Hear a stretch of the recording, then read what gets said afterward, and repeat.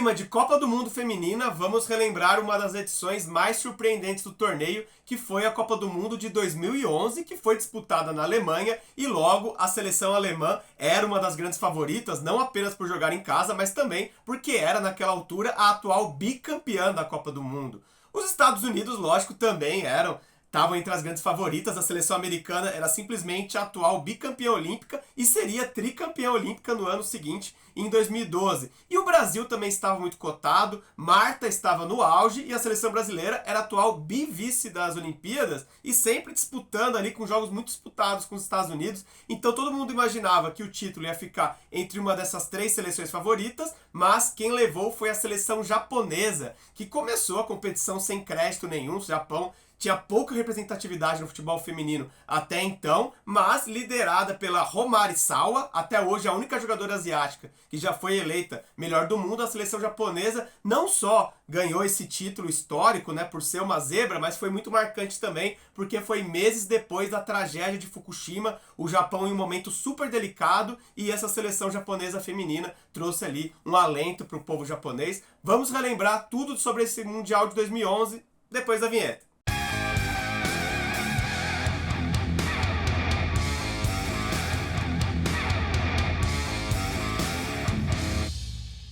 O Japão pré-2011. A seleção japonesa tinha pouquíssima tradição no futebol feminino até então, até mesmo dentro do cenário asiático. O Japão estava longe de ser uma das maiores forças, tinha menos tradição, menos conquistas que a China, que a Coreia do Norte e até mesmo que a Austrália, que antes era da Confederação da Oceania, já tinha se mudado para a Confederação Asiática. O Japão ficava atrás de todas elas. Para você ter uma ideia, o Japão, até aquela altura, né, quando foi jogada a Copa de 2011, nunca tinha vencido uma Copa Asiática de futebol feminino, só foi vencer a primeira, aliás, em 2014, e na Copa do Mundo, na Copa Asiática de 2010, que foi classificação para a Copa do Mundo Feminina de 2011, o Japão foi só a terceira colocada, ficou atrás da Austrália e da Coreia do Norte. E na Copa do Mundo Feminina, o histórico japonês também era desastroso. A grande campanha asiática até então tinha sido da China, que foi vice-campeã nos pênaltis em 1999, mas as outras seleções asiáticas nunca tinham ido muito longe em Copa do Mundo, principalmente o Japão, que só uma vez tinha passado da primeira fase, em 95, quando até conseguiu uma surpreendente vitória contra o Brasil na fase de grupos, e aí conseguiu passar para a segunda fase como uma das melhores terceiras colocadas, mas foi presa fácil para os Estados Unidos no primeiro mata-mata, levou um 4-0, e assim, a grande rotina da seleção japonesa em Copas do Mundo era levar goleadas, tanto que uma das maiores goleadas da história das Copas do Mundo até hoje foi um 8-0 que o Japão levou da Suécia na Copa do Mundo de 1991. E nos Jogos Olímpicos não era tão diferente assim, embora o Japão já tivesse tido alguns brilharecos nos Jogos Olímpicos. Vale destacar que para o futebol feminino, os Jogos Olímpicos têm o mesmo peso, ou um peso até maior do que as Copas do Mundo, ao contrário do que acontece no futebol masculino, mas lógico, Olimpíadas é muito mais curto, tem menos seleções, os continentes mais fortes, né, Europa, América do Norte, enviam menos representantes, então tem mais chance mesmo de alguma seleção aí de algum continente mais fraco passar de fase, às vezes conseguir uma zebra. Na Olimpíada é mais fácil, e o Japão já tinha ali até passado de fase. Em 2004, por exemplo, o Japão passou de fase na Olimpíada como um dos melhores terceiros colocados, mas foi presa fácil para os Estados Unidos logo nas quartas de final, parou por ali, e já nos Jogos Olímpicos de 2008 já tinha conseguido um pouquinho mais. Nos Jogos Olímpicos de 2008, uma grande surpresa já na fase de grupos. O Japão aplicou uma incrível goleada de 5-1 contra a seleção norueguesa, que era uma das seleções mais fortes do mundo na época, mas pareceu, algo aconteceu, a Noruega já está meio decadente, né? Aí o Japão se aproveitou. Com essa goleada, o Japão passou então para as quartas de final daquela Olimpíada de 2008, e aí fez um clássico asiático contra a anfitriã China, né? Aqueles Jogos Olímpicos foram disputados em Beijing, e aí o Japão passou da China e com isso já estava na semifinal da Olimpíada, mas aí não tinha o que fazer, né? Não ia repetir o que tinha feito contra a Noruega. Levou 4-2 fácil dos Estados Unidos na semifinal, e na disputa de terceiro lugar, 2-0 fácil da Alemanha, sem muito esforço. Estados Unidos, Alemanha, que eram as seleções realmente muito fortes na época, passaram pelo Japão 3 anos antes da Copa do Mundo, que o Japão surpreenderia. Então, assim, quem prestasse atenção até podia perceber, olha, o Japão tá melhorando, conseguiu ganhar de 5-1 da Noruega, conseguiu aí avançar até a semifinal da Olimpíada. Mas quem poderia imaginar muito mais do que isso, né? Estados Unidos e Alemanha pareciam imbatíveis naquela altura só o Brasil talvez que pudesse. Vale dizer que nessa campanha, nessas duas campanhas, 2004 e 2008, o Japão já tinha como grande estrela a Romari Sawa, que então era a grande líder dessa geração, já era vista aí como uma jogadora de talento, mas ninguém comparava a Sawa com a Marta, né, que era a brasileira sem dúvidas melhor do mundo, ou a Brigitte Prinz, né, que era a alemã, que ali até competia de vez em quando com a Marta, como o melhor do mundo. Ninguém achava que a Sawa estava nesse nível de ser uma das grandes estrelas do futebol feminino mundial. Ela era a grande estrela do Japão, que era uma seleção de segundo, terceiro escalão. Todo mundo considerava isso, apesar de já ter sido semifinalista nessa Olimpíada de 2008. Romari Sawa, a melhor jogadora asiática da história. Nascida em Fushu, na Grande Tóquio, a Sawa, desde muito cedo, chamou a atenção com o seu talento no futebol japonês, mas naquela época, né, ali começo dos anos 90, quando ela começou a jogar futebol, o futebol japonês era ainda muito amador, estava começando a se desenvolver com grande ajuda dos brasileiros. No futebol masculino, o Zico chegou no Kashima Antlers em 1991 e começou a impulsionar o futebol japonês dali então, que começou a aparecer mais para o mundo e aí foi fortalecendo tanto os clubes quanto a seleção, mas naquela época ainda era muito amador e a influência brasileira era gigante, com atletas, com treinadores, a influência era total do Brasil, tanto que a Sawa, ela começou a carreira num time que chamava NTV Beleza. Beleza em português mesmo, porque era referência ao Brasil, tinha algum brasileiro lá influenciando. NTV porque era da Nippon TV e Beleza porque era uma homenagem ao Brasil. E ela começou só com 12 anos de idade, ela já estreou no campeonato japonês feminino da época, né, que era um campeonato lógico amador, mas ela aos 12 anos já jogou em 1991, aos 14 anos, em 93, ela já foi da seleção do campeonato, e aí ela ficou no NTV Beleza até 1998, então bem jovem, né? Pensando que ela estreou com 12 anos em 91.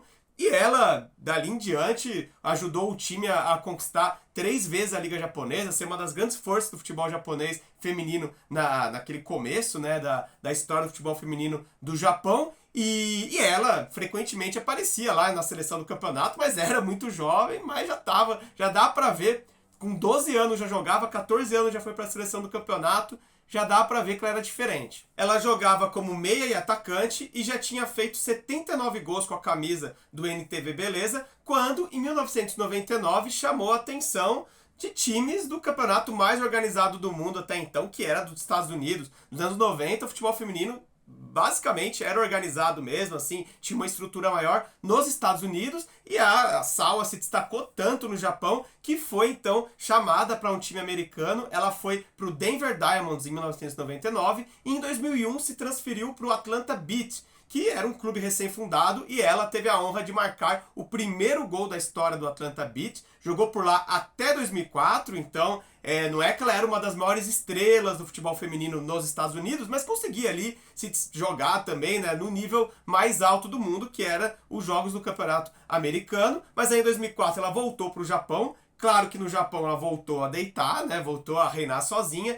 E aí, em 2009, ela foi novamente chamada para o campeonato americano. O Washington Freedom fez um draft internacional, né? Pincelando ali jogadoras de outras ligas ao redor do mundo. E aí, a Romari Sawa voltou para os Estados Unidos em 2009 para jogar pelo Washington Freedom. Então, até a Copa do Mundo de 2011, quem acompanhasse o futebol feminino pelo mundo sabia que tinha uma jogadora japonesa muito boa, afinal, tinha jogado tantos anos em alto nível no futebol dos Estados Unidos, sabia que a seleção japonesa até podia surpreender num jogo ou outro lá, se a Sawa tivesse inspirado, mas ninguém, como eu já disse, né, colocaria a Sawa entre as maiores jogadoras do mundo antes da Copa do Mundo de 2011. Depois da Copa que ela fez, aí ela venceu o prêmio de melhor jogadora do mundo em 2011, mas o curioso é que ela conseguiu esse auge já veterana, aos 32 anos que ela jogou essa grande Copa do Mundo de 2011 e foi eleita a melhor jogadora do mundo. E aí,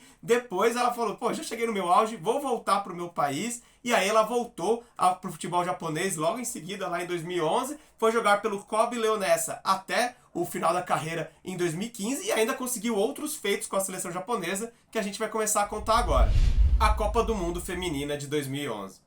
Então já deu para entender o que a seleção japonesa representava no futebol feminino até então, até 2011. Era uma seleção inexpressiva, de pouquíssima tradição, muito mais lembrada pelas goleadas que sofreu do que por alguma surpresa eventual que aprontou. Ok, tinha ganhado da Noruega por 5-1 em 2008 nos Jogos Olímpicos, mas parecia um acidente de percurso. Até se sabia que a Romário Sawa era uma jogadora de nível mundial, mas longe de ser melhor do mundo. Ainda assim, ela era a estrela solitária daquela seleção. Nenhuma outra jogadora era badalada em grande liga, nada disso. Era a Sawa e mais 10. Ninguém esperava nada do Japão, mas o inesperado aconteceu. Vamos começar a contar como é que foi aquela Copa, começando pela fase de grupos. No grupo A, como era de se esperar, a anfitriã Alemanha, então bicampeã da Copa, teve 100% de aproveitamento e não foi nenhuma surpresa o segundo lugar da França, com Nigéria e Canadá eliminados. No grupo B, o Japão passou em segundo, como era de se esperar, considerando que México e Nova Zelândia, duas seleções bem fracas, estavam na mesma chave.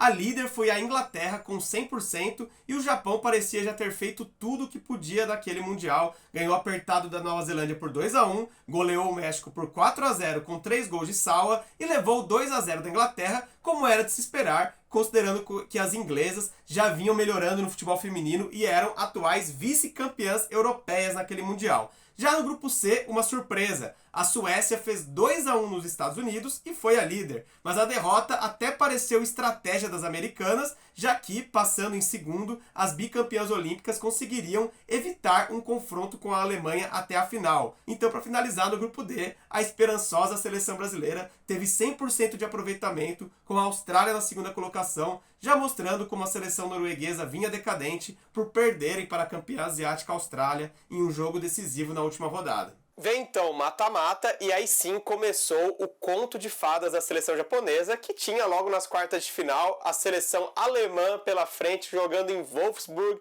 o estádio lotado pela torcida alemã, pois o Japão se retrancou e conseguiu segurar um 0-0 no tempo normal.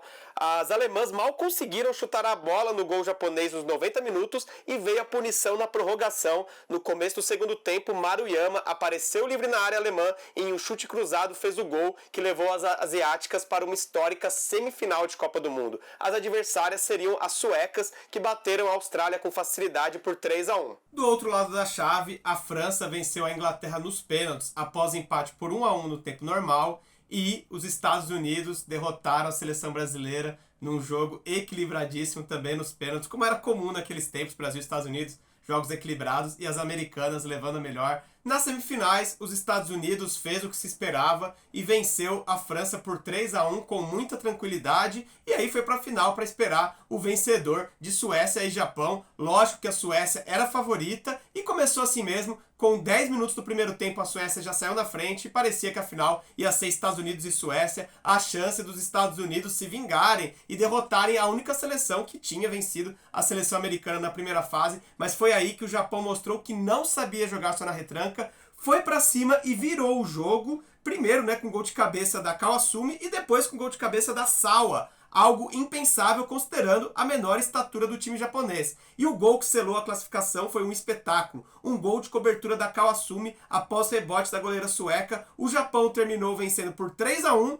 e a zebra asiática estava na final contra a seleção dos Estados Unidos, mas lógico, os Estados Unidos eram muito favoritos. Na disputa de terceiro lugar, a Suécia venceu a França por 2-1. E aí veio a final e todo mundo esperava a consagração americana. O único trunfo do Japão era ter a torcida alemã, lógico, do lado japonês. Afinal, se os Estados Unidos vencesse aquela Copa, ia chegar a 3 conquistas de Copa, ia passar a Alemanha, que tinha 2 até então, mas ninguém esperava que os Estados Unidos pudessem perder essa final para o Japão. E, bom, começou do jeito que se esperava, né? Os Estados Unidos chutaram 9 vezes no gol da goleira japonesa Kai Hori no primeiro tempo. Foi um massacre, enquanto a Hope Solo, a goleira americana, não tinha nem encostado na bola. O Japão estava sendo muito pressionado, mas resistiu bravamente ao longo de todo o primeiro tempo e em boa parte do segundo. No segundo tempo, até que o jogo começou a ficar um pouco nervoso para as americanas. Por exemplo, a Lauren Cheney, que era titular do ataque americano, se machucou e entrou no seu lugar a Alex Morgan, que era então uma novata. Depois ela viria a ser uma das melhores do mundo, mas era então uma atacante novata. Depois a Alex Morgan entrou muito bem.